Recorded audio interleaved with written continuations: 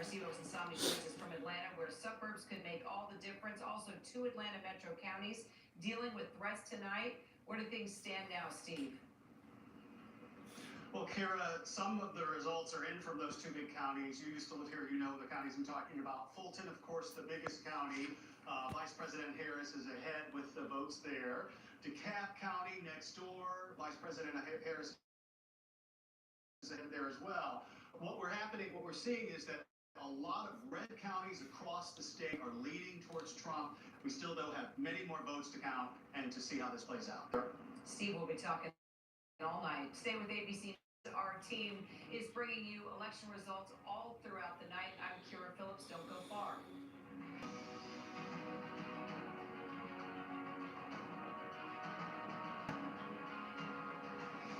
America's #1 news, ABC News, now streaming 24/7 on Disney+. Can we get out of here? Do something that will cheer us up?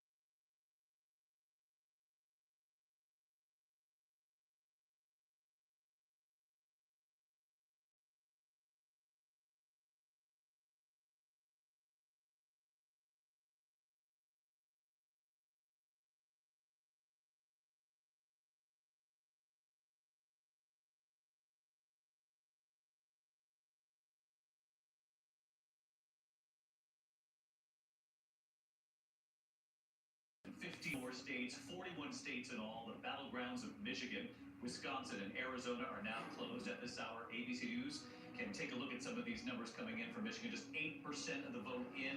Kamala Harris with a lead, 54 to 43, obviously very early in the night. In Wisconsin, you can see that we have no numbers yet. The moment we do, we'll go back to the Wisconsin board. Arizona's now closed, 11 electoral votes, a key battleground state. Pennsylvania, the numbers continue to come in. 19 electoral votes up for grabs. Really a must-win state for both of these candidates. Kamala Harris with an early lead here, though, 15% of the vote in. Still far too early. North Carolina, 16 electoral votes, 38% of the vote in. Donald Trump with a lead in that state. He's leading by about 100,000 votes. We'll take a deeper dive on North Carolina in just a moment here. In Georgia, 66% of the vote in. And as you look there, Donald Trump leading by about 200,000 votes. That number has been stubborn for the last 30 minutes or so.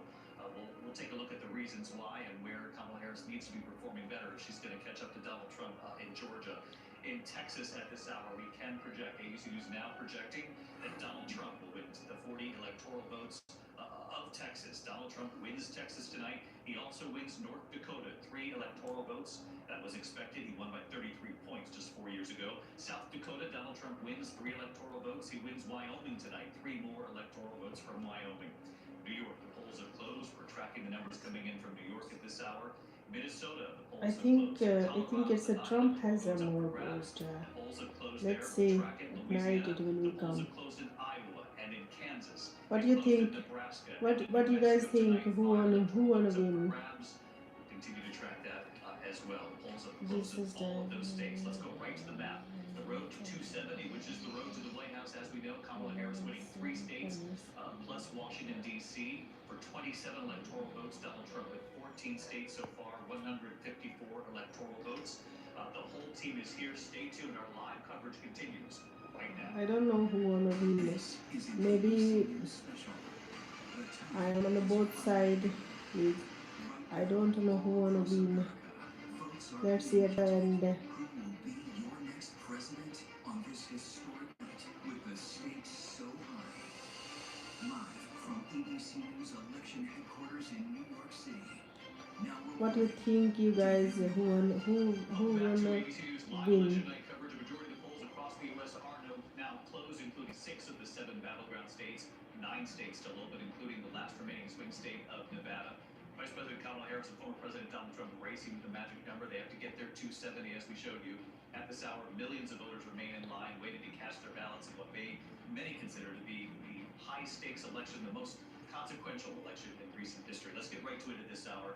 First of all, we want to take note of the Florida Abortion Amendment, Amendment 4 in Florida, which would have added language to the Florida Constitution, the Declaration of Rights to protect the right to abortion before fetal viability or when necessary to protect a patient's health. Florida voting that down, Rachel. David, abortion is on the ballot in 10 states across the country, Florida being one of them. I want you to take a look. They needed to get 60% to pass here, 57, 43% saying no. Florida has a 6-week abortion ban right now. That is what Florida Governor Ron DeSantis signed into law there. Former President Donald Trump himself has even called that too harsh. We're going to be watching some other states tonight. These are the 10 states where abortion is going to be on the ballot. This from Florida, though, David, is notable. It's the first time that we are seeing abortion on the ballot actually fail. Because you remember that abortion on the ballot has won in every single state, including conservative states like Kentucky, Ohio, and Kansas. It's also going to be on the ballot tonight in 2 battlegrounds, Nevada and Arizona. This is going to be a major blow to Democrats and also just abortion rights advocates. Take a look at this map. This is the abortion restrictions after Roe versus Wade was overturned. And I really want you to pay attention here to the South. Florida has a 6-week abortion ban. What do you So does think? Georgia, as well as South Carolina. There's almost nowhere to go in the South for women who are seeking abortion care. They have to travel very far. That's why Democrats really wanted to see this pass. Let's go over to Kate Shaw, our legal analyst. Kate, what do you make of this? Well, so of course it's right that under Florida's rules, this amendment failed, but you look at the numbers, 57% of Floridians actually did vote to protect abortion under the state's constitution. So it just has a higher threshold than other states. So of course it's right, this amendment failed, but I also think the data tells us that even a lot of voters, presumably, who voted for Donald Trump also voted to protect abortion. I think the question is, Kamala Harris has tried to make the case that even though abortion is only on the ballot in 10 states this cycle, it's really on the ballot everywhere because it matters so much who the president is, what the law surrounding abortion will be. The question is how that message resonates, if at all, in other states. And in particular in Florida, Kate, to vote it down and to vote for Donald Trump, when you look out west to Nevada and Arizona, where it's also on the ballot, it's going to get into this whole notion of, sort of a split ticket, whether or not you vote for the amendment, but then you don't vote for Kamala Harris. You don't tie the two together. Potential. So I think we're going to see throughout the night how much voters are separating these issues out. But of course, in these states, there are lower thresholds for actually voting to protect abortion. And maybe you will see if Florida voters thought, well, abortion will be protected in our state, we can still vote for Donald Trump because, we'll have protections here if we're voting for this amendment. That may or may not be true depending on what if Trump is elected president, what happens at the federal level with respect to abortion. But there may be complex calculuses going on about kind of what state law will mean with respect to abortion and what the federal government could do with respect to abortion. Absolutely. We're going to continue to track it, particularly in those western swing states. Let's go back over to the map. Rick, you're studying North Carolina right now.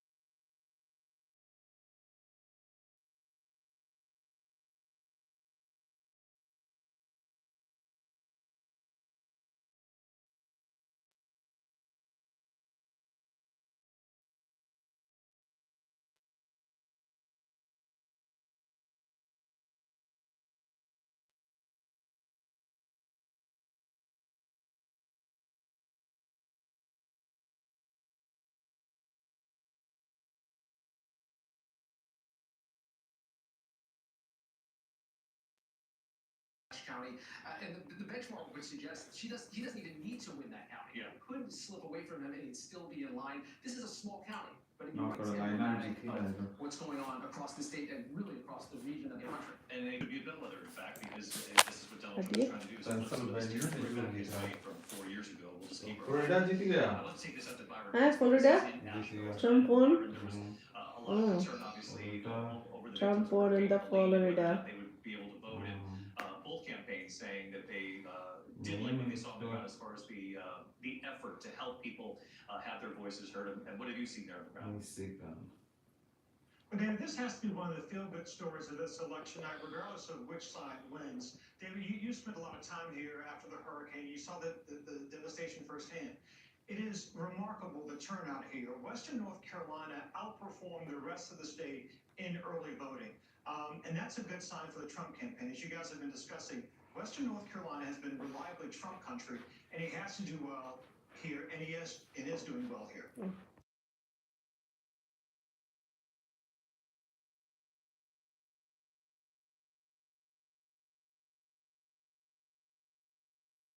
Here in Western North Carolina, he calls it the miracle of the mountains. This is a man, consider this. He had to drive an hour and 35 minutes to vote. He had to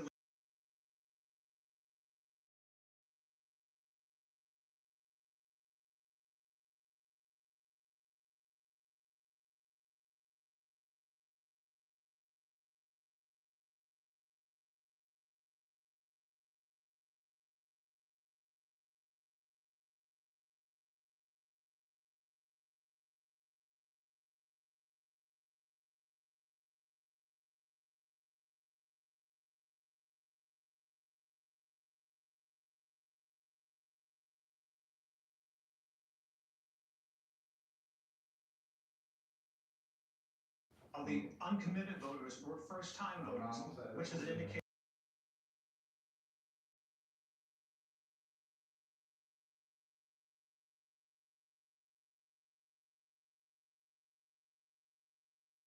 a good sign for the Harris campaign. I know earlier you and Lindsay were talking about black voters in Carolina. I want to mention to you the central part of the state and North Carolina A&T.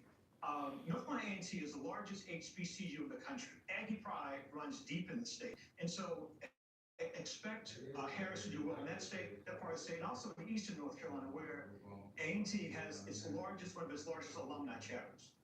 So there's a lot going on in North Carolina, still tight, and both camps see reason to be optimistic at this point.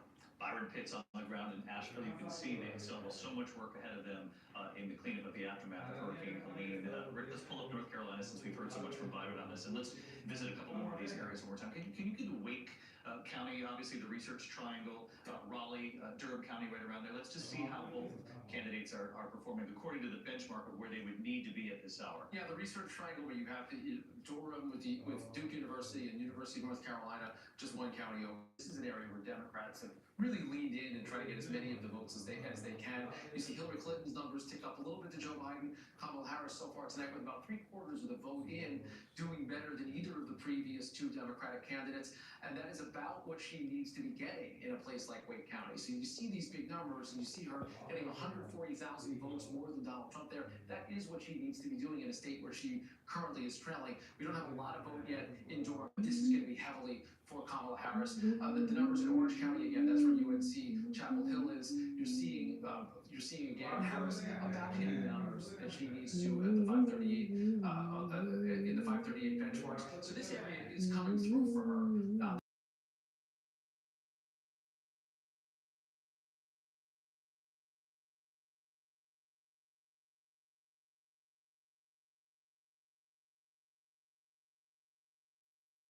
Places where Donald Trump should be winning, and he is winning by a little bit more than he'd be expected to. It's kind of interesting what we're seeing here in some of these counties. He's overperforming slightly, and so is she in some of the urban areas and some of the areas, the Research Triangle in particular, and with students.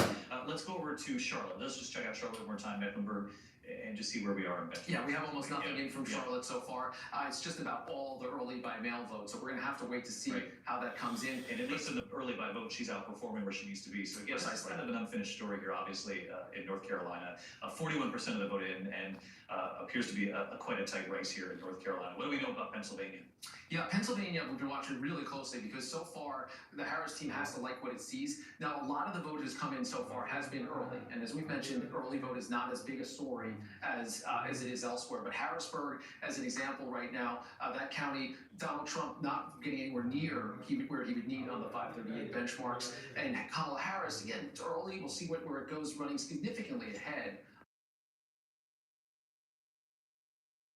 And about Wilkes-Barre, Lackawanna County, another story where Harris, with about 2/3 of the vote in, running ahead of the 538 numbers, running ahead of Donald Trump. Luzerne County, that is one that slipped away from Democrats. If these numbers hold, that would be a true surprise. I wouldn't be surprised if they change as the night goes on. And we've been focused in on those collar counties. We're waiting for a lot of vote to come in from them, but Harris running ahead of the 538 benchmarks and ahead of Joe Biden, Hillary Clinton's numbers. That is probably the most closely watched of those Philadelphia suburban counties, about 5-6% of the vote overall. And we're, of course, waiting on a lot of vote out of Philadelphia. And if you just look at this, you see those big blue dots in the eastern part of the state. Once again, those are places we're waiting for a vote. Those red dots, though, are significant, and they add up as they move across the state. 20% of the vote in Pennsylvania. Kamala Harris with an early lead here. And again, so much of the vote still needs to be counted, but you got to wonder if we're looking, and it's early, I'm just saying, if we're looking at this blue wall strategy coming to life as we're watching these numbers come in from Georgia, where she's not hitting some of the benchmarks that she needs. In North Carolina, still kind of an untold story. Pretty close, actually, when you dig into those counties and see where the vote still remains.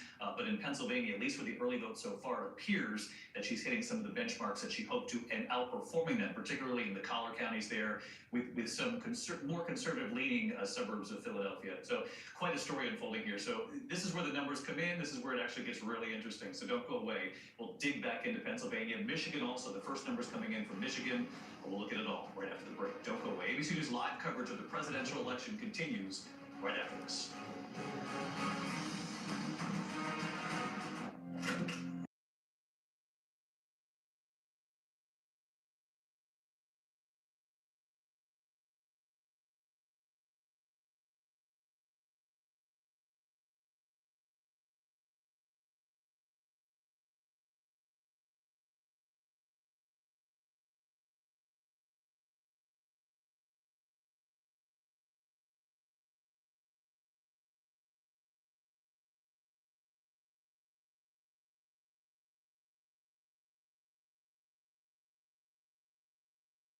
Presidential election. Here's a quick look at where things stand here. Take a look. It's the path to 270, as you can see on your screen. Kamala Harris, 30 electoral votes to Donald Trump's 154 tonight. They need 270 to win. Still very early. Georgia hasn't been called. North Carolina hasn't been called. It's getting interesting in Pennsylvania. Have to look at those numbers. The first numbers coming in from Michigan right after the break. Our live coverage of election night continues right after this.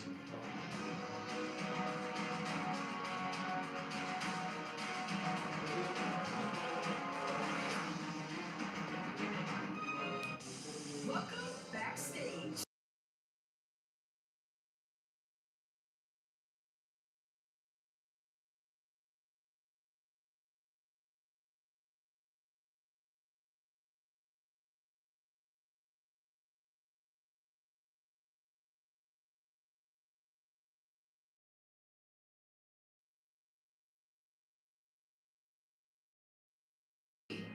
Hi guys, what you think? Who wanna win?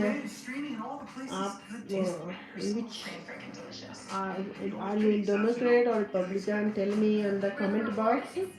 Then yeah, any something. And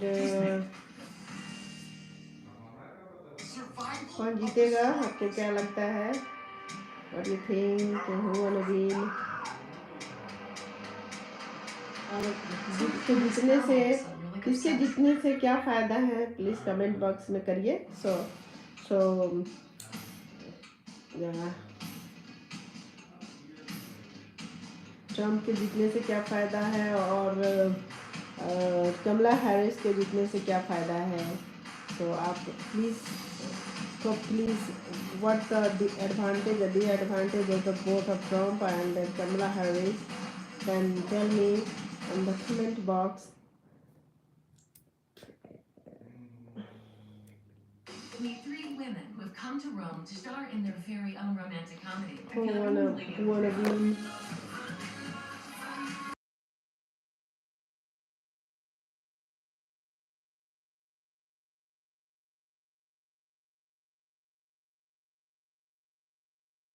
Yes, your voice, your vote.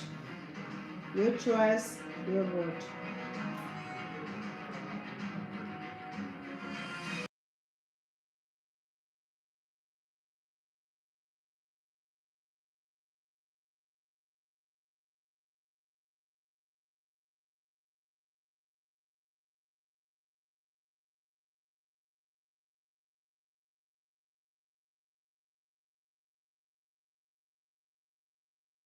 On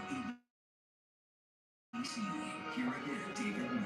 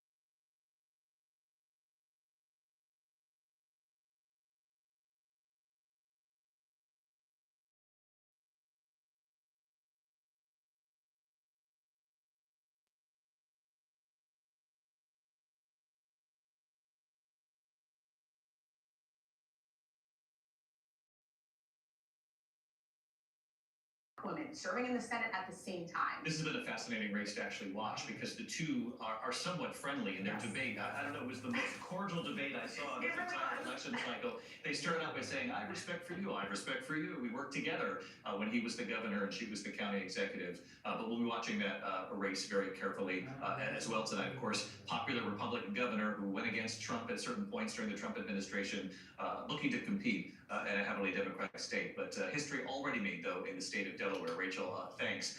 Rick Klein, what do you see in Michigan? Yeah, we're just our first glimpse into the numbers in Michigan. It's an interesting state because it's one of them that actually made it easier to start processing and counting those ballots. They also did in-person voting in Michigan for the first time on a widespread way. We should note that everything we're seeing here is kind of mixed. Some election day, some early vote. We also have seen nothing at all from Wayne County, which is Detroit and Dearborn, something we're talking about a lot so far. But Washtenaw County, right outside of Detroit, that's an area where Kamala Harris needs to be doing extremely well. And we're tracking her below, so far, her benchmark with about half the vote in. She's not quite hitting that number. And it's an area where Biden really cleaned up. Did better than Hillary Clinton's number right now, at least. Again, it's hard to tell because we don't have a full portrait of the pictures. That's University of Michigan, that's Ann Arbor. Ann Arbor, University of Michigan, a liberal area of the state. It's also got some suburban areas that a good number of Republicans live there as well. Oakland County, another big county that we're going to be watching all night tonight. You can see from the 538 numbers, Harris a little bit ahead of where she would want to be.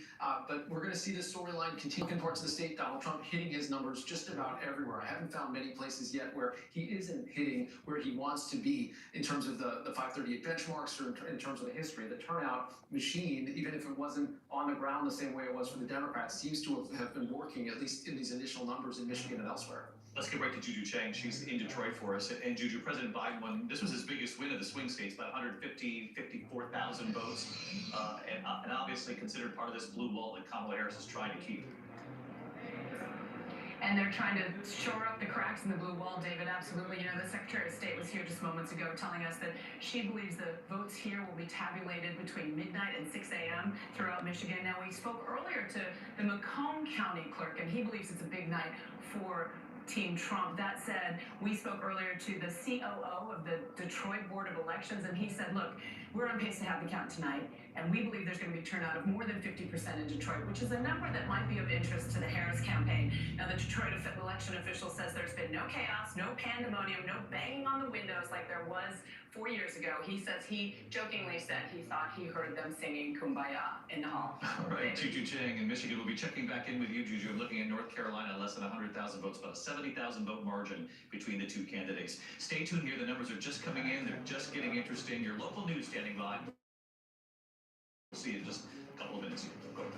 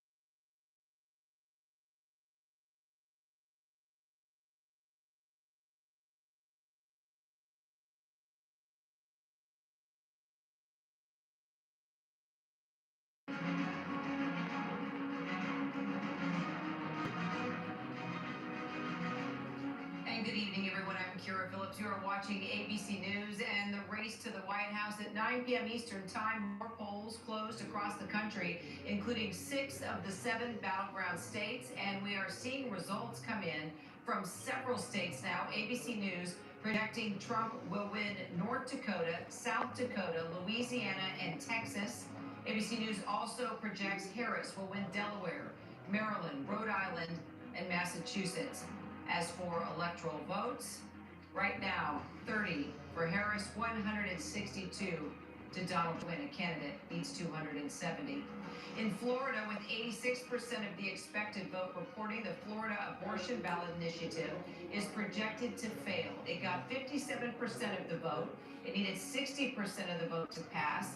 The referendum would have put abortion rights into the state constitution. It's the first time since Roe was overturned that abortion rights have been on the ballot, put directly to voters, and failed.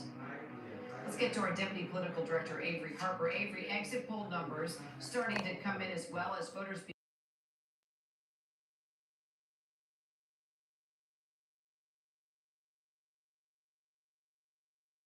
of democracy has actually edged out the economy as the #1 issue that voters care about as they consider who to vote for, followed by the economy. Abortion, you see there in the middle with 14% of voters saying that. Immigration, which has been an issue that the Trump campaign has really leaned into, falling there at the 4th slot at 11%, and foreign policy at the end. Wow. All right, Avery Harper, thank you so much. We'll talk through the night. Let's head to Arizona now, where we find ABC's Elizabeth Schulze. Elizabeth, you're in Phoenix, which is in Maricopa County, the most populous county in the state. The polls there have now closed. What can you tell us about early voting there so far? So, Kara, it was record voting across the state of Arizona, and here in Maricopa County, now that the polls have closed, they will start to tabulate those ballots. About 60% of all of Arizona's ballots will be counted here. We asked the Secretary of State today how long he expects that process will take. He said this could take 10 to 13 days, so these results could still take some time here. A reminder that President Biden just narrowly won this state by 10,000 votes back in 2020. That was the first time that a Democrat won Arizona since 1996. So this is expected to be a tight race, but we are hearing from an official from the Arizona GOP. They're optimistic about turnout today from Republicans. We're really going to be closely watching those independent voters here, Kira. All right, Elizabeth Schulze there in Phoenix for us. Thank you so much. All right, so Avery, let's talk about the economy. It was interesting looking at how the various concerns for voters in the exit polls fanned out.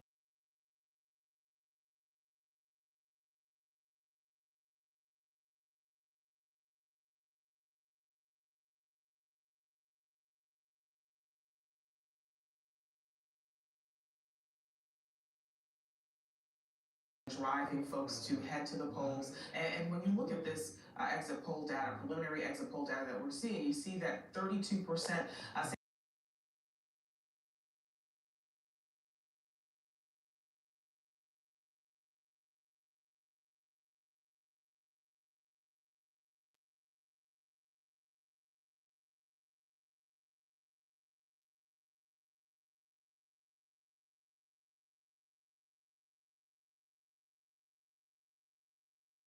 By ABC News. There you go. News happening by the second. Stay with us. We'll continue to bring you all the latest.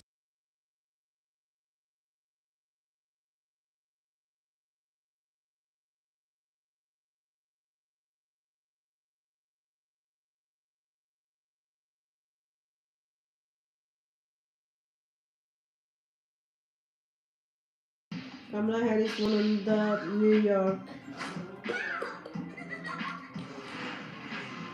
You're kidding, right?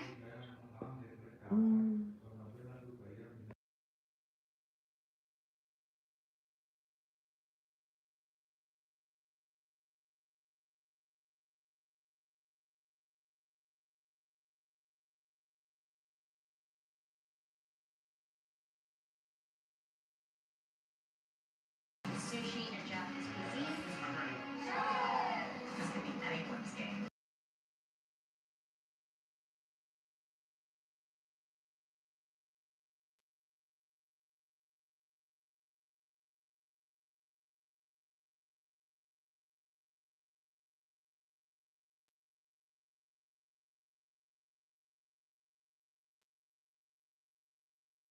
We'll take you there. This is an ABC News special. Election night in America. Who will be the next president of the United States? From ABC News headquarters in New York, here again, David Miller. Welcome back to ABC News Live Election Night coverage now 9:30 here in the East. The polls have now closed in 41 states across this great country, including 6 of the 7 battleground states. The battle will close in just about 30 minutes. At this hour, here are the results we can report so far. In Pennsylvania, again, this is just still underway, these swing states. Pennsylvania, 55% to 43%. Again, we have to look at the counties and what we're talking about when we're looking at that vote still very early. In Michigan, you can see Kamala Harris taking an early lead in Michigan, and in Wisconsin tonight, Donald Trump with the early lead. We're going to dive into where these numbers are actually coming from in just a moment. We're also tracking Georgia, we're tracking North Carolina, and Arizona at this hour. No numbers from Arizona, though the polls have now closed. In Georgia, Donald Trump holding on to that lead. Looks like it's now just about more than 100,000 votes now, widening his lead and holding firm. In North Carolina, still a close race, and again, there's some outstanding vote in some of the Democratic areas. We'll dig deeper into that in just a moment. New York, we can now project. ABC News projecting that the state of New York, 28 electoral votes. Kamala Harris has won the state of New York. In Rhode Island, 4 electoral votes. Vice President Harris wins the 4 votes there. Former President Donald Trump winning the state of Louisiana, 8 electoral votes. He picks up from Louisiana. Let's go right to the map. The race to 270. Kamala Harris winning 6 states in Washington, D.C. 62 electoral votes. Donald Trump winning 15 states, 162 electoral votes in the march to 270. We do have a Senate projection. ABC News can report that in the state of New York, Senator Kirsten Gillibrand will serve a 3rd term. She was seeking the 3rd term. She wins it handily tonight. She'll return to the Senate. Let's get right to the team here. Rick, what are you seeing there in North Carolina? Yeah, North Carolina is one we have our eyes on because it seems like every serve is being met with a volley as we get into the numbers here. To look at Raleigh, Wake County, that's a place where Kamala Harris needs to be doing very well. She's doing almost exactly what she needs to be doing, and of course, very well in the bluer parts of the Research Triangle area. But when you get out into Trump country, it looks like Trump numbers, and it's really remarkable to see these numbers tracking how close they are, within a tenth of a percentage point of our 538 numbers, and just around within a percentage point or so of what we've seen in the past with past Democrats. We've been talking a little bit about Nash County. We're up to almost 90% reporting there, in what's something of a bellwether county, a potential swing county. Biden was able to eke out a victory here. Trump is now on the other side of a potential win in that part of the state. So it's really interesting because you can see the candidate strategies in action with Harris seemingly effectively driving up the vote in some more liberal areas. We're waiting on a lot of vote right here in Mecklenburg County. That is Charlotte, about 10% in right now. Too early to really draw too much into what is a big part of the state, but an area where Democrats have had turnout problems in the past. Yeah, only 10% of the vote in. What's the benchmark she needs to be hitting here? Yeah, she needs to be getting about six. Let's look at the number. She's at 67%. She's at 63 again. It depends on the vote type right now. But we don't really have a lot to say about it yet. But that's going to be key if she's going to overcome that deficit of now 115,000 votes with about a little more than half of the vote in. Let's look at Georgia. What do we see? Yeah, so Georgia's trending a little bit worse, at least in our numbers right now for Harris. 210,000. Trump seems to be in a pretty good position right now, but we're still waiting on so much vote. But just to take you around a little bit, the Atlanta metro area, we've seen a significant amount of vote in Fulton County. It's a place where Harris has to be winning big, and she is winning big, almost exactly hitting her benchmark. DeKalb County, again, almost exactly at that number. Places where she's racking up big numbers, because she's then bleeding support elsewhere in the state, including in some of the outlying suburbs of Atlanta. Donald Trump doing very well in a lot of these places, and just bringing up these 19, 20,000, 40,000 votes in all these different counties across the state. And that's why you see now this edge beginning to emerge of 211,000 votes. Gwinnett County is going to be very important here. It's about 8-9% of the entire state. Right now, Harris up about 60-40 there, with only about 16% of the vote in. We're going to look at this all night. These are where we think the votes are. Those big blue dots seem to suggest there's a lot there, but all those red dots add up as well. So there's still a good amount of Republican vote. And again, just explain that again for the audience looking. The size of those dots actually is proportional to the amount of vote that we believe is still outstanding. Yeah, for every county, some of them are blue counties, some of them are red counties, some are more purple. And so if it's a 50-50 county, you're not going to get a lot of vote edge one way or the other. But this is really Atlanta, the suburbs. Some of these overlapping dots are so big because the vote share is so large in that area. Some of the smaller blue dots, all of it adds up to a lot of vote that is still out. But we're edging up to about 3/4 of the vote in. We've seen nights like this develop where it gets harder and harder to make up a gap. Yeah, it's really interesting. A lot of what you just showed us shows Kamala Harris hitting her benchmark, or actually surpassing it marginally, but then Donald Trump actually doing even better than what he had to do in some of these rural counties in Georgia. Ryan, what are you hearing from the Trump campaign? I'm hearing that they're still very excited about what they're seeing. They're cautiously optimistic about North Carolina. They feel like there's not enough there for the Harris campaign to make up the ground that they need to make up.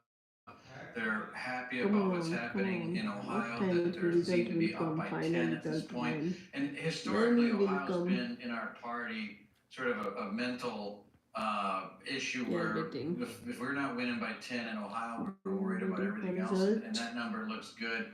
There is some, they're nervous about Pennsylvania. There's a lot of vote that's out there. They know that there is a ton of early vote that hasn't even been touched. So there's no arrogance about that, but now all the attention is going to start moving to that blue wall. Virginia being tied is another issue that is getting them excited.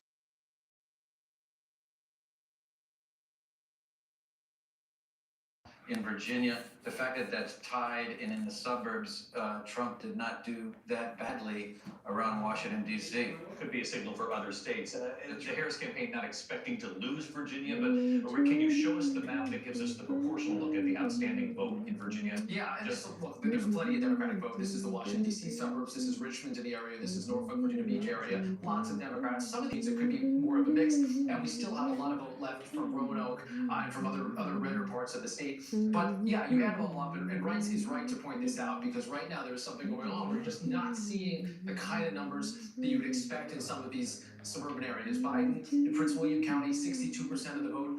Hillary Clinton, 58%. Harris is down now to 57%. So she's still winning, just not winning by the same kind of numbers. And when you balance that out with the redder parts of the state, where you see Donald Trump racking up the big numbers over and over again, that's how you get as close as it is right now in Virginia. And just, remember how close Virginia is to North Carolina and Georgia.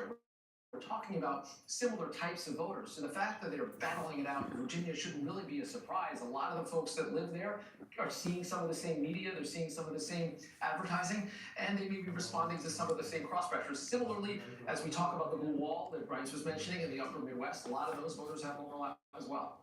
Which is why Ryan says they're not getting ahead of themselves either, because Pennsylvania so far, at least at this point, looks like it has some promising signs for the Harris campaign and their effort to try to reach suburban voters, like in the collar counties around Philadelphia, which you had showed us. She seems to be doing well, and in Allegheny County as well. Where do those numbers stand? Yeah, so I showed you Allegheny, which is Pittsburgh. That is just a Democratic stronghold right now. It used to be even stronger Democratic, but you've seen the numbers get a little bit higher with the last couple of elections, and with about half the vote in right now in the Pittsburgh area. Yeah, the numbers are getting hit. The 538 benchmark would suggest she's running ahead of where she needs to go. Yeah, you mentioned the Philadelphia suburbs. Still not a lot of vote in places like Chester County, but Harris is getting at least close to her numbers. Montgomery County hitting a little bit above it right now. And Bucks, I'm still watching, because that kind of margin, if that carries through the night, would be really surprising. It would bode well for her chances. We're still waiting on about 3/4 of the vote in Philadelphia, which is just a monster in that state. There's so much vote out there, and as you'd expect, Harris is carrying it handily. 112,000 votes that she's getting out of the city of Philadelphia. That's almost, there's about 2/3 or 3/4 of the margin she has in the entire state right now. Let's swing over to Rachel Scott at the other board. And Rachel, you're looking at the Senate race. I know Bob Casey looking to hold on to his seat, famous name in Pennsylvania, obviously his father in politics as well, many years ago. Dave McCormick challenging him, and where does that race stand? I saw a moment ago, it looked like he was underperforming Harris in some respects, at least in Allegheny County. Yeah, let's take a look at where it stands statewide right now. This is how we can compare how the presidential candidates are doing at the top of the ticket to the Senate candidates in this race. So you have Vice President Kamala Harris statewide, 52%, again, very early, 30% of the vote in right now. Bob Casey also at 52. You mentioned the area around Pittsburgh, Allegheny County. Let's take a look at where that stands and how these two compare here. You have Vice President Kamala Harris, 65%, Bob Casey, 65 as well. Also going to be looking at Scranton. He's from Scranton, home to President Joe Biden. You can see he's performing a little bit better than Vice President Kamala Harris here. And the final stretch, David, Bob Casey has been running ads in this state, really painting himself as an independent that bucked President Biden when it came to tariffs, and also sided with former President Donald Trump. He has been trying to find a middle ground here, because he is fully aware that if Vice President Kamala Harris does not do well here, it could impact his race as well. Let's swing it out to Matt Gutman, who's on the ground in Pennsylvania. Matt, what are you hearing? I'm hearing that it looks like Senator Casey has a very good chance here. I mean, from the beginning, Governor Josh Shapiro and others have told me that he is the most likely to win here.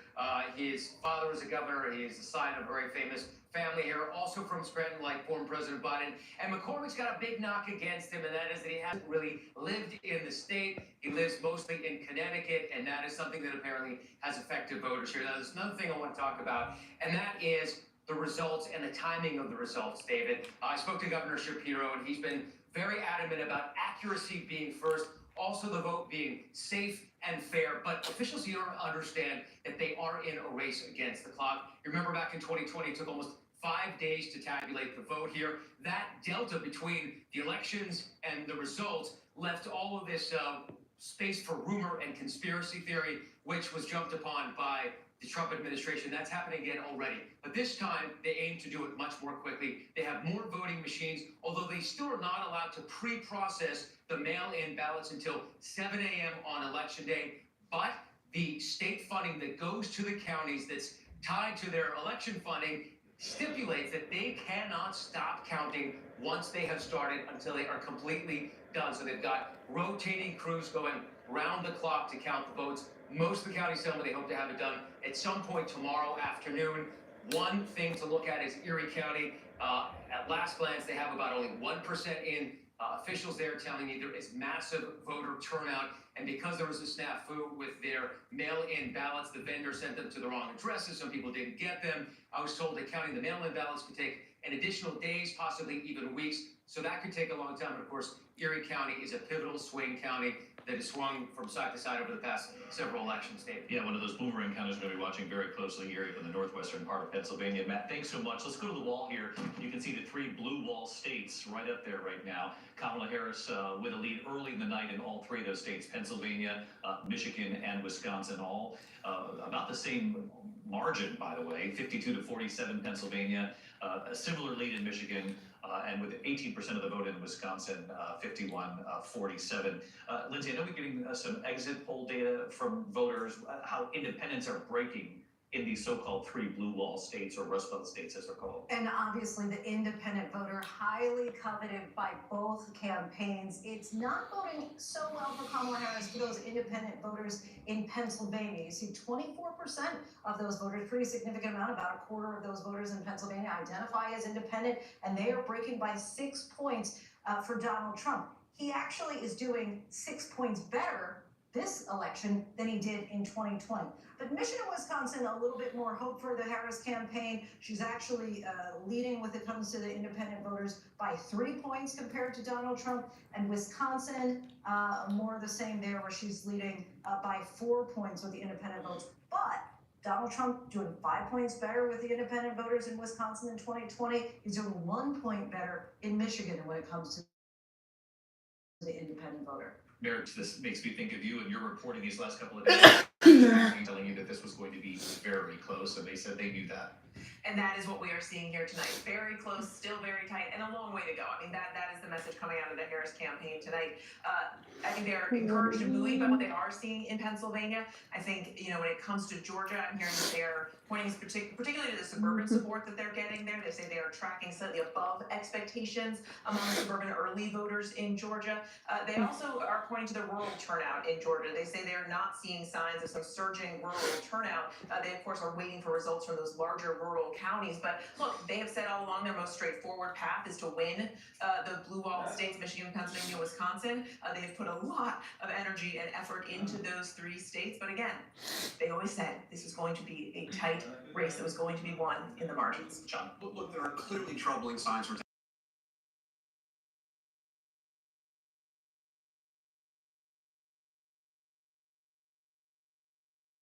Georgia and North Carolina. Look, anybody can still win there, but you don't see any sign that Kamala Harris is running away with anything. But I just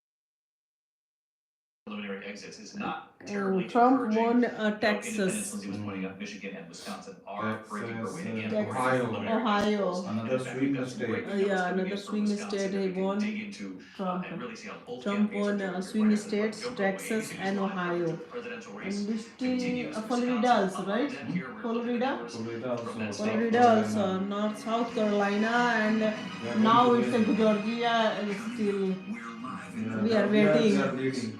Yeah, leading? They are leading, yeah. In Georgia, they are leading. Let's see who wanna win.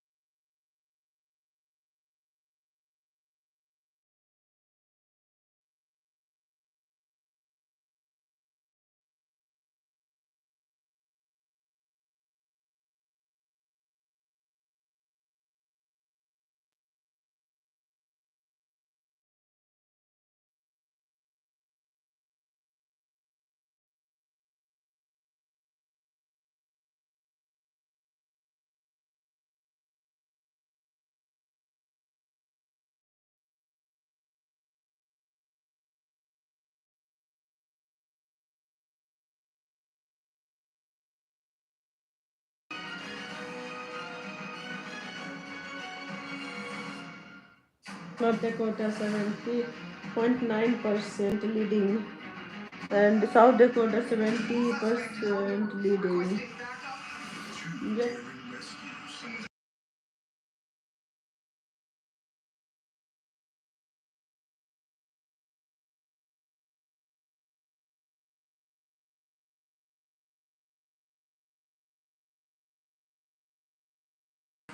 Election night 2024 continues. Here again, David Muir.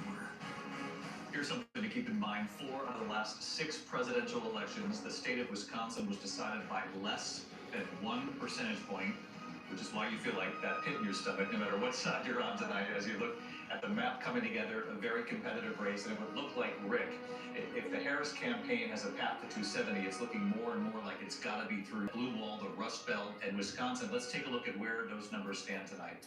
It's funny when you think back, Biden won it by, 21,000 votes. 4 years earlier, Donald Trump had won it by 23,000 Blue has votes. This is a state Kamala that does Harris go and back and red forth. one It's has a sort of bellwether state of the country. Yeah, and these are the first numbers we're seeing tonight, about a quarter of the vote in. Big caveat, we don't know exactly what vote it is. We think a lot of this is actually election day vote. We don't think we've seen any of the early vote from Milwaukee, which of course is the biggest city. Starting with the way the Democrats look, they have to get big numbers out of Milwaukee for starters, and that seems to be happening so far. Harris pretty close to what we think she would need to do in the city of Milwaukee to be competitive across the state, with about 40% of the vote in. Madison is just a huge vote engine for Democrats. She's getting close to that 538 benchmark, but not quite there, running a little bit below Biden's numbers from 4 years ago.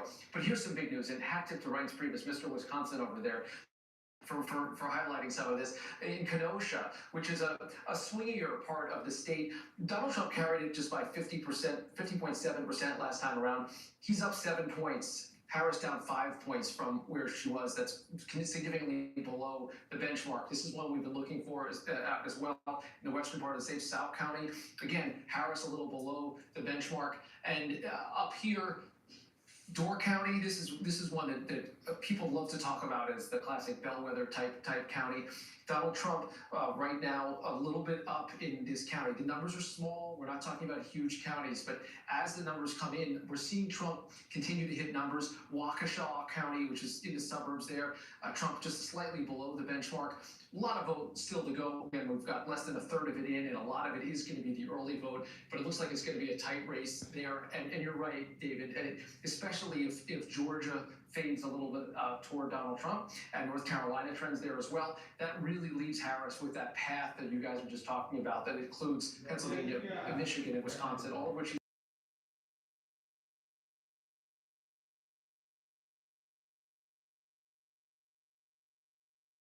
passing his benchmark. They're small counties. We're not talking about huge amounts of vote, but in every one of those counties you just showed, Donald Trump was slightly above his benchmark. I think so. In each of those Wisconsin counties. Let's go to Deborah Roberts, who's on the ground in Wisconsin. Deborah, what are authorities telling you there?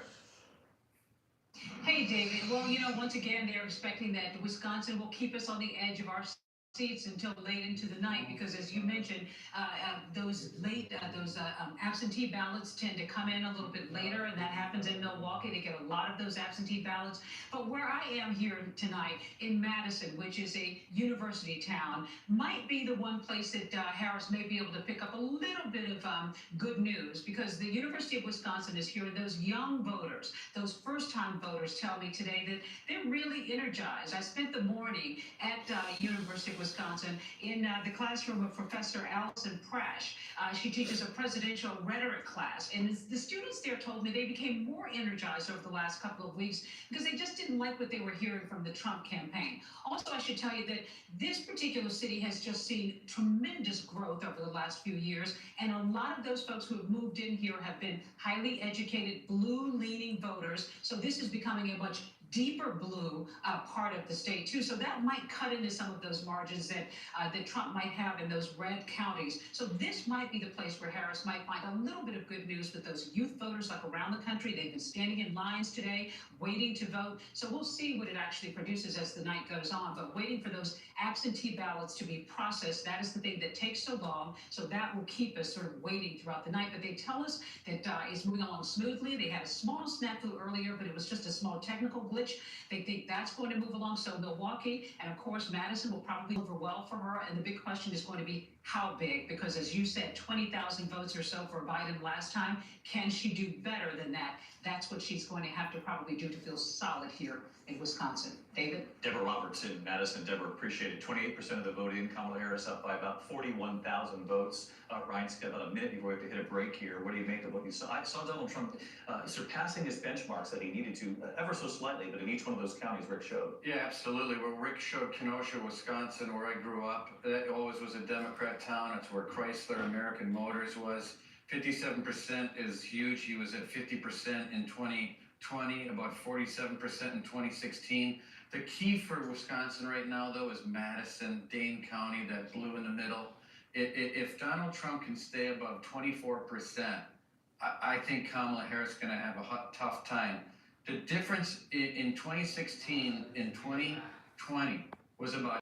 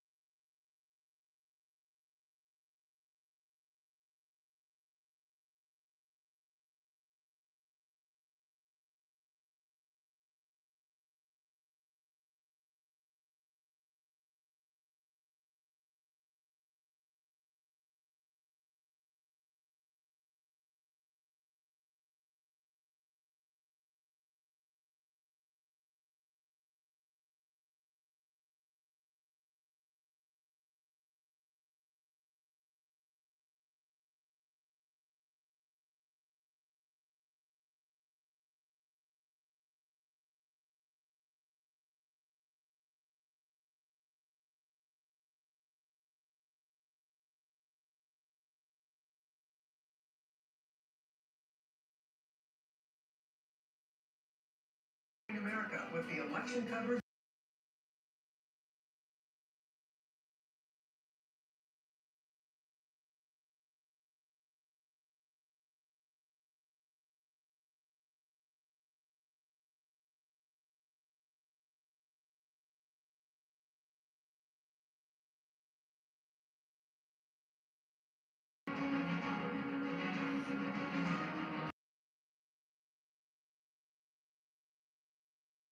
ABC News and the race to the White House.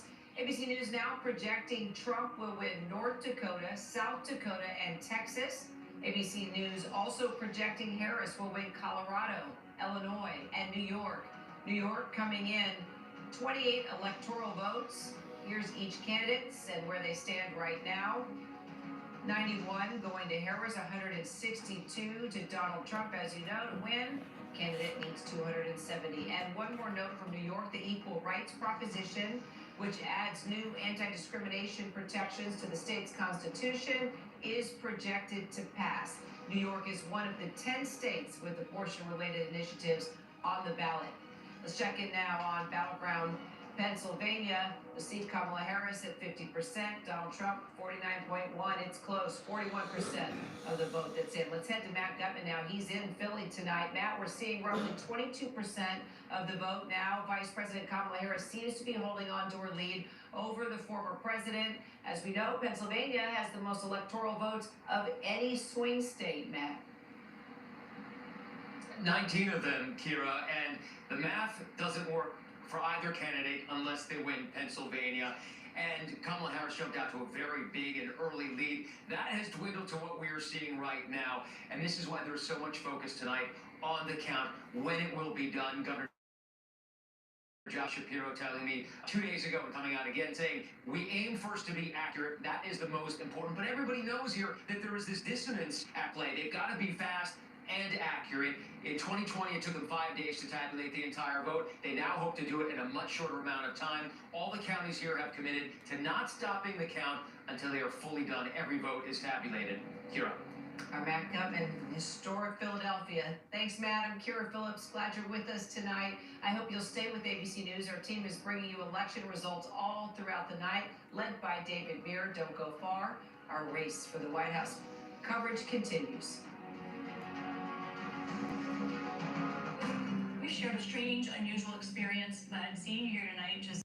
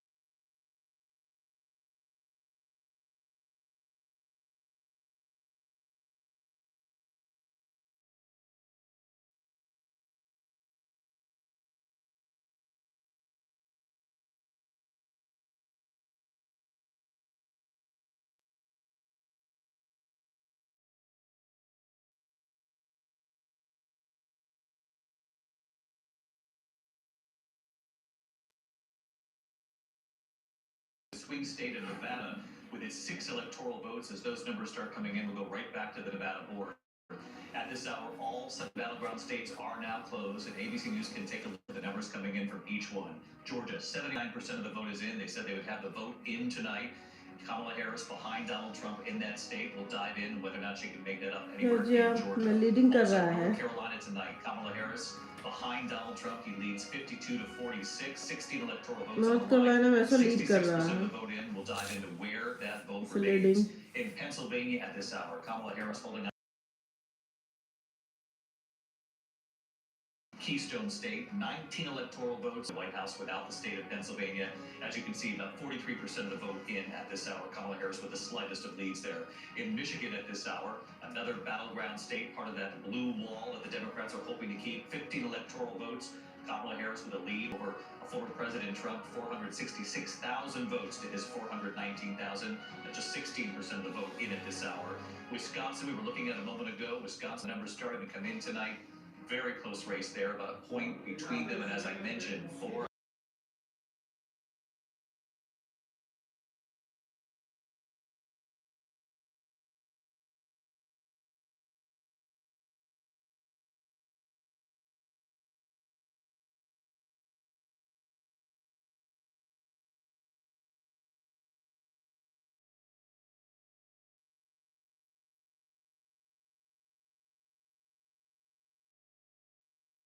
क्योंकि इस सभी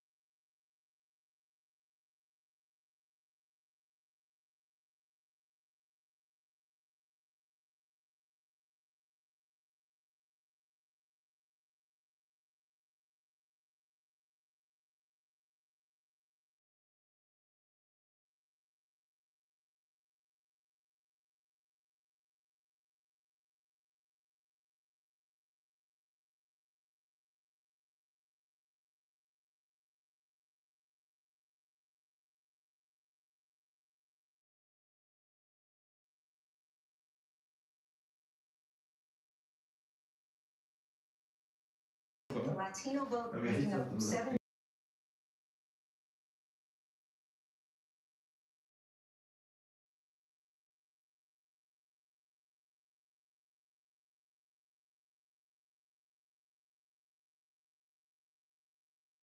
Harris is doing 4 points worse than Biden in Arizona, and Trump doing 4 points better than he did in 2020. If we want to look at that board there in Arizona, Kamala Harris getting 55% of the Latino vote. They make up more than 1/4% of the population in Arizona. Donald Trump getting 41%. But in both cases, he's doing much better. Trump 11 points better than he did in 2020 in Nevada, and again, 4 points better than he did in Arizona in 2020. And this is exactly what the Trump campaign wanted to do, is to peel away some of the Latino support that President Biden got 4 years ago. And Martha, you traveled through Nevada and through the Sun Belt, and what did you hear? Well, I think what I heard was surprising in some ways. I mean, you think, oh, the Latino vote is going to go to the Democrats. Absolutely not. I mean, that's not the impression you got on the ground. You had unions out there canvassing for Kamala Harris, but it all came back to the voters I spoke to the economy. And even those Democrats who were out canvassing for Kamala Harris knew that was an issue. Like, how do you explain to people the economy that people trust Donald Trump more on that? And they said, well, we tell them it just takes time. So that message was not really resonating. Nevada has the highest unemployment rate of any state in the country. They were devastated after COVID, and that is the issue. You know, you can talk about exaggeration, you can talk about calling Puerto Ricans garbage, you can talk about all those things, but it came back to the economy. They can hear lies, they can hear mistruths, they can hear exaggerations, but their truth is their grocery bills, their gas bills, and that's what it came back to on many, many people I interviewed. And the high cost of housing. Exactly. Very, very high cost of rents. And immigration, of course. And you could talk to Latino voters. There was one man who said, I don't care about any of that other stuff. Donald Trump is going to be best for the border. This is a man who came into the country 50 years ago illegally. He is now a citizen. He doesn't want any more migrants, and that's why he's voting for Donald Trump. Yeah, really interesting. And part of what Lindsay was showing us, I mean, she still is leading among Latino voters, but not by the margin that President Biden did 4 years ago. And that's got to be very concerning for the Democrats and the Harris campaign, Mary. Yeah, look, I would just remind over and over again that they had said from the very beginning, and they're saying again tonight, their most straightforward path is through those blue wall states. And when you look at what we're seeing coming in, that certainly seems to still be the case, and I suspect is still their hope. You know, the Harris campaign is well aware of those issues, especially in Nevada. It's why she, unveiled her housing plan in that state. She knew that she had to hammer home the issue of the economy and make clear that that was going to be her top priority. That lowering the cost of groceries was going to be the very first thing, her very first priority when she gets into office. She always said she would pass, if elected, this big economic package of bills to do just that. The question is whether that message got across and was enough. Rick Klein, what's the blue wall looking like at this point? Yeah, we've seen some numbers come in that shifted the lead, again, numerically, because it just has to do with the pace of vote. But right now, Donald Trump with a 33,000 vote edge. We've gotten a lot of rural votes. This is Pennsylvania. This is Pennsylvania, yes. You asked earlier about Wilkes-Barre, Luzerne County. That has flipped red, at least as of now, with 57% of the vote in. Donald Trump racking up some numbers there in an area where Democrats had some hopes to build things up. You can also see what's starting to happen in the western part of the state. We've got some significant numbers north of Pittsburgh and Butler County. This is a place where Donald Trump is coming close to his benchmark number. Really, this is a function of a lot of vote coming in the redder parts of the state. We still have a lot to go in Philadelphia. That's is by far the biggest city. We're seeing Delco go very strongly for Kamala Harris. She's outperforming where she would need to be, also outperforming where Joe Biden was, and same story up through Montgomery. And this is still an interesting one, Bucks County. A lot of folks are keyed into that. A lot of votes still to go. Unclear exactly what kind of vote that is, but at least now Kamala Harris outperforming that benchmark. So it's a long night to go, but we're getting close to half the votes in Pennsylvania. Yeah, this would appear to be her strongest state so far as her benchmark performance, at least meeting the 538 average of where these candidates need to be. Donald Trump, in a number of the counties you just showed, slightly below the benchmark.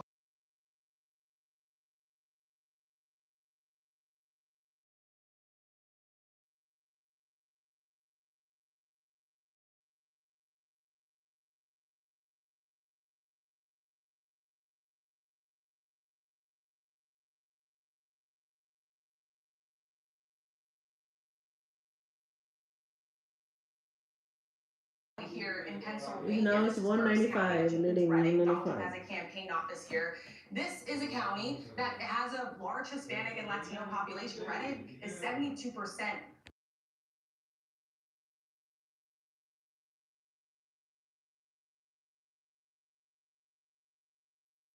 Puerto Rico to an island of garbage. This is also a county where the economy just matters so much. They're still dealing with high poverty. Yeah, Let's take a economic look at where is more Donald Trump is important. here. I will tell you, he's already meeting his benchmark with 76% of the vote in. You can see where he was just 4 years ago, 53%. He's already there. We're still waiting on a large amount of election day vote as well as early by mail vote as well. And again, right here, David, he's already performing really well here. While he was campaigning here in Reading, Vice President Kamala Harris was in Allentown. This is Lehigh County. You can see just how well she's doing here. Right now, she's ahead by 6,000 votes or so, but still a lot of votes. Pennsylvania, right now. Harris 49. Yeah, Trump is leading in Pennsylvania. Sort of circular diagram that shows you. Yeah, where Trump the is votes leading on still remain. Pennsylvania. In this hour, where the vote still has to be tallied. I want to take this over to Donna and Ryan, the one that shows the outstanding vote. Yeah, you can see that's Philadelphia. Harris suburbs. is Actually, now good going amount of vote in down. Pittsburgh as well. When you see a Trump purple is dot like that, leading. that's more of a battleground county, so it's probably not going to advantage either candidate. But there's a significant amount of Republican votes still outstanding as well, and what looks like it's going to be a close state. The battle for Pennsylvania, Donna. What do you make of it? First of all, I've taken my meditation early because, once again, Democrats are going to come in late. They're going to come in late in Pennsylvania. And clearly in Georgia, what's happened is that Democrats are not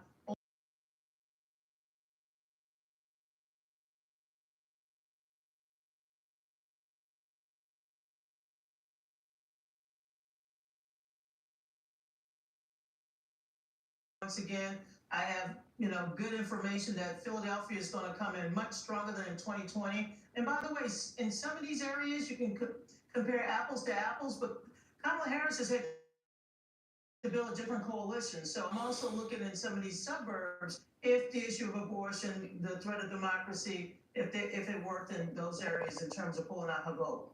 And those are the collar counties around Philadelphia. Can we take another look at that based on Donna's point here, whether or not Harris is having success in those counties, getting the numbers up to where they need to be? Yeah, for sure. Chester County is a key one there. It's about 5% of the whole statewide total. Not a lot of information in yet. We're seeing Harris run a little bit below where she'd need to do to hold even there. Montgomery County, an out.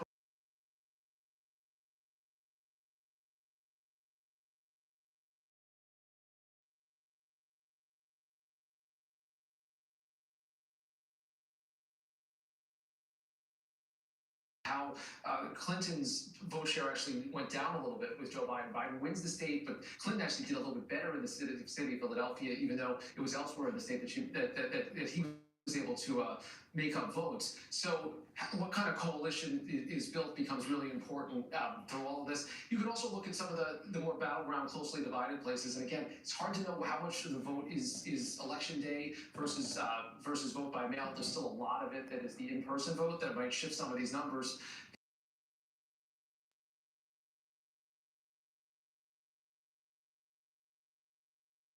Like it's a battle. A real battle, Ryan. What do you make of what you're seeing in Pennsylvania? Well, I think it's going to take a long time. I mean, we're just going to have to be patient with Pennsylvania. They're pretty slow at getting these results in. There's a 195, leading 195. Just a boatload of early So, votes that still need red. to be counted. A lot in Philadelphia County. So I'm a little bit slow to opine on Pennsylvania.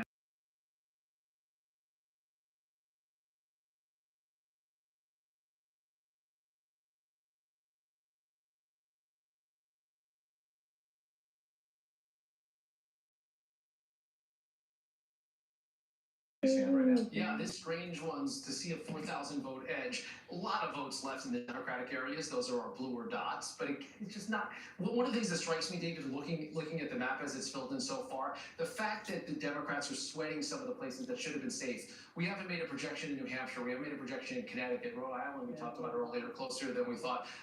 Of course, Virginia. These are places that Democrats flat out have to win if they're going to have any chance. Take us through some of those states. Let's see where New Hampshire stands, because we saw some typing in the polls. polls leading up to Election Day. Yeah, we did, and this is a state that we kind of thought would be called a little near the night because they have a pretty tradition.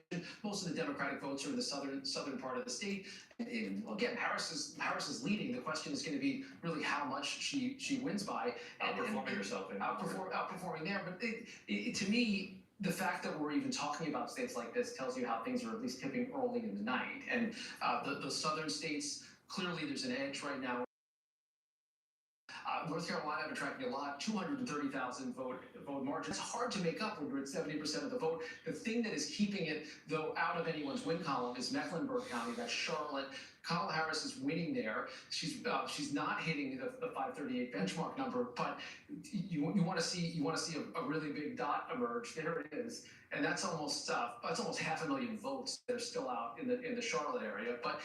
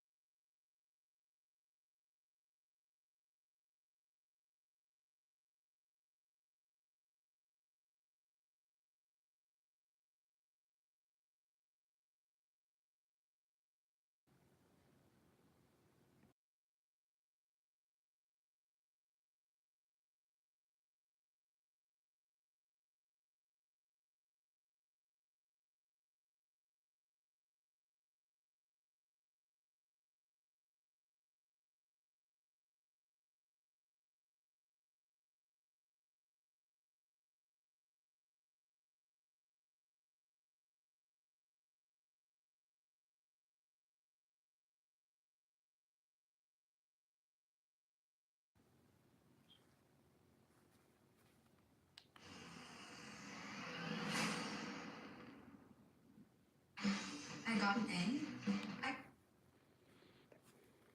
Better than me. I get it. You're jealous. Gloria? Haters gonna hate. I don't care.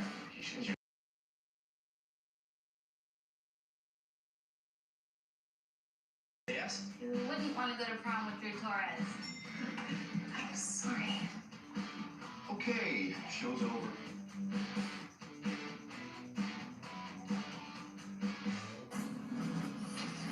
It appears you.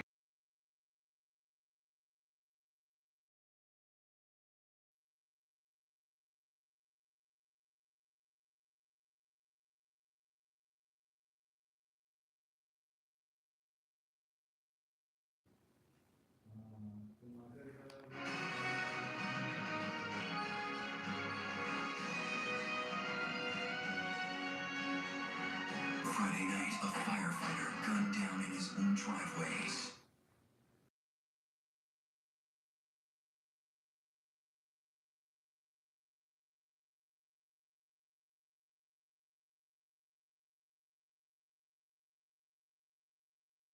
You're watching ABC News live coverage of election night. Welcome back. Some races to call this hour. We can project that in Mississippi, the winner of that for President Donald Trump picks up 6 electoral votes in Mississippi. He also wins Ohio, 17 electoral votes. Used to be a battleground state. Trump has won Ohio. Ohio Before he has wins again also tonight. Of won. course, we're watching the Ohio Senate race right now. The Democrat Senator Sherrod Brown seeking a fourth term, trailing businessman Bernie Moreno, who's never run before. Colombian roots. He leads by almost 5 points here. It's going to be a difficult race to make up that kind of ground with 76% of the vote in. We're going to keep our eye on that. We do have another race to call, a race that makes history tonight in Maryland. Voters have elected Democrat Angela Folsom to serve in the Senate. Republican Larry Hogan, the popular governor there, had been challenging her for that open seat. Angela Folsom becomes the next senator from the state of Maryland. And Lindsay Davis, she makes history, and a lot of history made tonight. She'll be the second black woman elected to the Senate on this election. And we're talking about Carol Mosley-Braun and Kamala Harris, obviously. Prior to this day, in our country's nearly 250-year history, you've only had 2 black women ever elected to you have 2 more. What's really significant, I think, to put this into broader perspective, is we've still never had black female govern a state in this country. And so tonight the Democratic Party is asking American citizens to do something that they haven't even done on a state level. They're asking to vote for this woman to run and rule and reign over this entire country, which it just really puts in perspective that we're just now getting to this point of having 4 black women elected into the Senate. It was interesting when I had a chance to speak with Angela Alsobrooks just last week. She talked about how her family is from South Carolina, and it was because her great-grandfather had been shot by a white sheriff's deputy that they fled to Maryland, and that's what made her decide that she wanted to be a prosecutor and ultimately get into politics. And Donna Brazile, Angela Alsobrooks has talked about how, as a young prosecutor, she got advice from another prosecutor. That's right.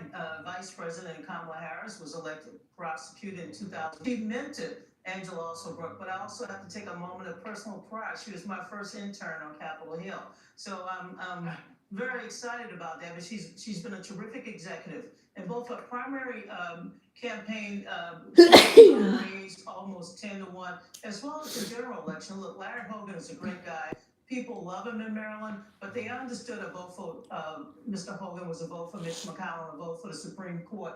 Angela had her message focused on the economy, the issue of abortion, because abortion was on the ballot in the great state of Maryland, but she across the state. That's going to be the hidden story tonight after my friend next to me finishes boogie-woogie around all of the counties. Well, it's been a long night ahead, and Rachel Scott, you're looking at the Senate.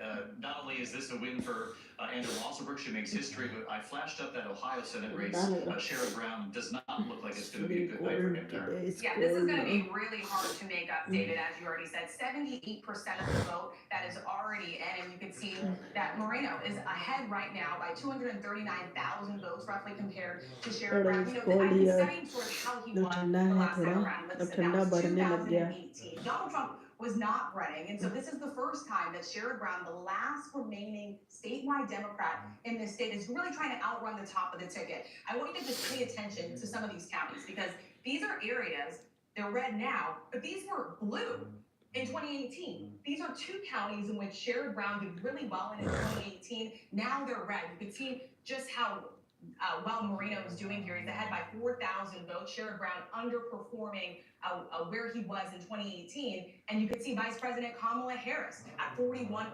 This is obviously a red state here.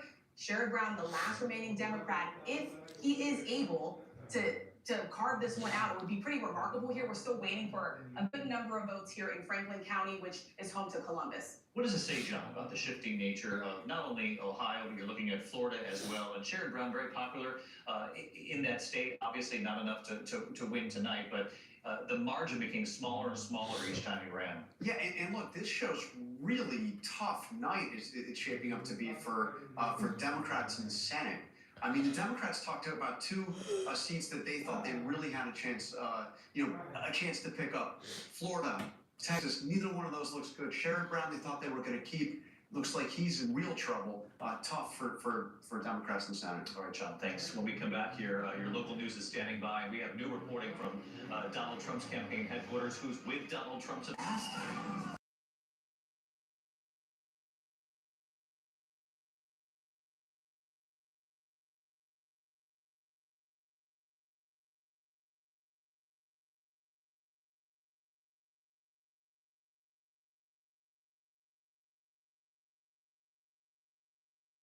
person of the Wisconsin Elections Commission, and she tells us that we can just